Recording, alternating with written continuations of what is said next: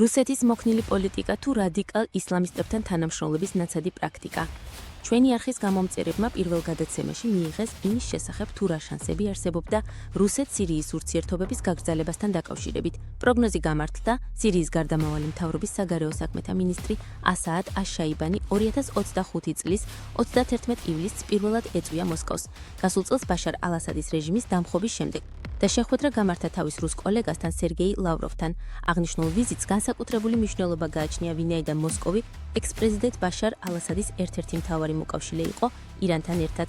მოგვიანებით ბაშარ ალ-ასადი სოციალურ ქსელ Facebook-ში წერდა, რომ მას სურდა დამასკოში დარჩენა და ბოლომდე ბრძოლა, მაგრამ რუსებმა გამოიყვანეს ის იქიდან.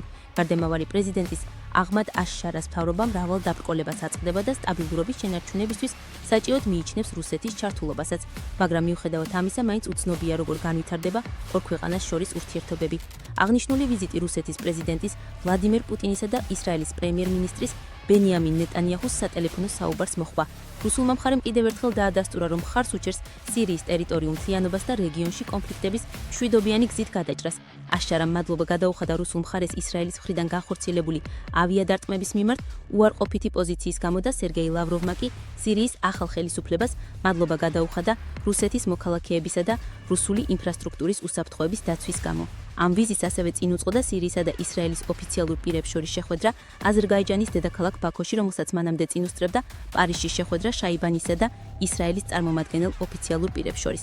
აღნიშნულ შეხვედრის მხარუჭერას ამერიკის შეერთებული შტატების წარმომადგენელი ტომ ბარაკი ცდილობდა. რუსეთი მოქნილი პოლიტიკით ცდილობს გავლენა დაიბრუნოს სირიაში, ხოლო სირიის გარდამავალი მთავრობა აშშ-თან, თურქეთთან და საუდის არაბეთანაც აქტიურად ცდილობდა თანამშრომლობას. ასად აშ-შაიბანის პარალელურად მოსკოვს ოფიციალური ვიზიტით სირიის გარდამავალი მთავრობის თავდაცვის მინისტრი გენერალი მურხაბ აბუ კასრაც ეწვია და თავის კოლეგასთან ანდრეი ბელაუსოვთან შეხვედრის მიზნით, რომლის მიმდინარეობისასაც საერთო ინტერესების სფეროში მოქცეული საკითხები უნდა იქნეს განხილული.